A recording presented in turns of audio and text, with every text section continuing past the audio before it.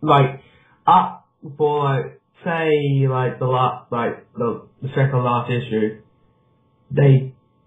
it'll be more better if they upgrade it comes more and more better to this, let's say, virus goes to the graves, we go to the graves and have a qualified way to please not bring Stacy back, and so or other Marvel characters that had died during the years, but I'm thinking that would just won't work. Nah. For the most part, I mean, the only major problem I have with Spider Island is that nothing was going on. Like, they have they have the Jackal as the villain. Yeah. And other than the Jackal, you have this, like, hidden woman.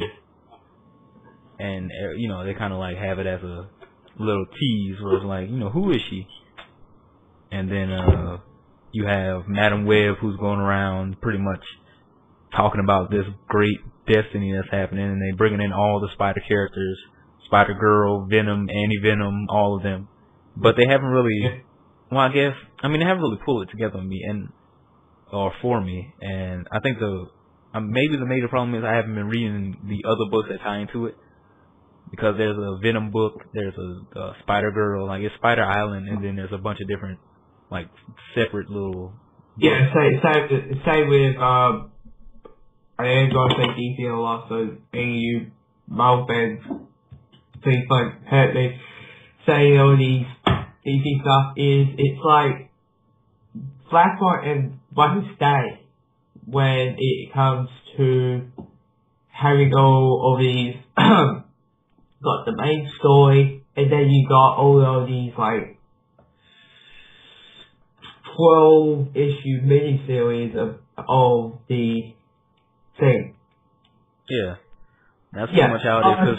That's Civil War having all of these, we got the Spider-Man Civil War, we got the main Civil War, we got the Iron Man Civil War, Captain America Civil War.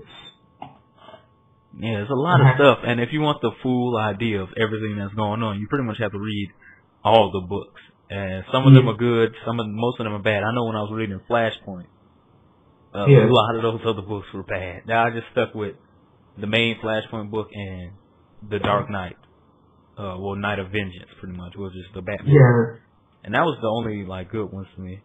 So with this one, I haven't really been reading anything other than Spider Island, the main, Amazing Spider-Man book. So I don't know what everything's going on. I just know that they have yet to reveal the main villain, which is some woman, and everybody can speculate. I don't know who. I thought it was Marla James. No. What's her name? It was J. Jonah Jameson's wife. I think it was Marla Jameson, but she died back during the whole the bunch of different the Spider Slayers or whatever that arc in the recent. Yeah. She died then, and then, now it's some other woman, and I don't know if it's her or if it's somebody else. I don't know who. They're not revealing that yet. They'll probably wait to the last issue to reveal that. So right now, all you got is speculation, and I hate speculating because I always end up being wrong. But so far it's it's all right, but I think it's it's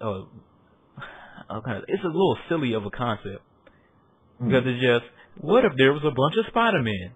And, you kind of don't, I don't know, I would like to see, Peter's, point of view a little bit more, there's a whole bunch of Spider-Men, and, well, they kind of play on that, aspect, because they're there's a whole bunch of Spider-Men, and he can't really do anything, because, they all look like him. He can't wear his costume, and he can't really go out and fight without his costume, because they'll know he's, Spider-Man. But then, he pretty much does that. Which, I'm spoiling a little bit, but he pretty much does do that. And then he goes out to fight without his costume. But they don't, I thought it was interesting because he was kind of depressed for a little bit. It was all this spider stuff going on, but then he wasn't able to do anything. So then he finally jumped into action, and then he was doing stuff, but now he's trying to, deal with Carly having spider powers, and then also try to juggle finding out what's going on. but nothing's really moving along. It just feels like they kind of stay stagnant in the whole. It's a whole bunch of spider people. Let's fight them. Like, I want to see the plot advance. I want to see some cool things happen. They've been leading up. They having all this build up, all this lead up to this whole great destiny, and Peter Parker will have to take a life, and then Venom and Anti-Venom is going to be important. So I don't know if Eddie Brock is going to turn back into Venom. If Flash, I don't know what's going to happen. I don't know what's going to happen with Flash and Eddie Brock. So it's just like all these answers, but I mean all these questions and no answers pretty much. You're just sitting there reading it. So hopefully the end of the Spider Island event will have like a good conclusion to it that'll, you know, make all this nothingness pretty much that's happening through these issues worthwhile. Because pretty much all he's been doing is fighting other people with Spider-Man. And then the last book that just came out, finally we're starting to get some interesting stuff to happen. And so hopefully they can keep the ball rolling pretty much and keep it going. I just want to know what's going to happen after Spider Island. Because it seems like everybody and their grandmother got spider powers except for Mary Jane. So yeah, let's get the old love interest. Exactly. So like everybody in New York City. Let's have a big West Shoe kind of thing, and having the word in the thing about it. Have a Spider-Man Chuck flying Mary Jane off a building. You got another let's go in the main Spider-Man saving her. Let's start to have that happening because that is getting a little bit boring for me. Yes. Yeah, so we'll see what happens with Ultimate Spider Island in the future. They're setting up a couple of the last reveal, or not the last reveal, but something that came on the last page. It wasn't that interesting. So hopefully Dan Slott has some kind of plan for Spider Island. I want to see if anybody retains spider powers after Spider Island, because I know that Reed Richards is looking for a cure. Peter is working on who's, you know, the villain, and Anti-Venom is just going around curing people left and right. So I want to see if anybody retains spider powers and becomes another hero, or if Peter will reveal himself as Spider-Man to Carly. I don't know. We'll see. Hopefully something big happens. It sounds like I'm going to use another reference here. Sounds like Secret Invasion, when everybody's like it kind of started off like that. So he's like little venoms, like walking venoms over the place. Because at the start of the book, it felt like that because everybody was dressed up like Spider-Man and nobody could tell which one was which. But after that, he just started walking around like or something like that. Yeah, it's like, but right now they just pretty much walking around he's just walking around as Peter, so he doesn't really have to worry about that anymore. But anyway, we talked about Spider Island enough. The book isn't done. Let's go to Fear itself. Yep, the next one we were talking about is wrong picture. The next main story arc that we'll be talking about is Fear itself, and I'm kind of torn when it comes to Fear itself, and that's because I'm liking it. Because it's got all my favorite Marvel characters, you know, all the big hitters, you know, all the important characters pretty much.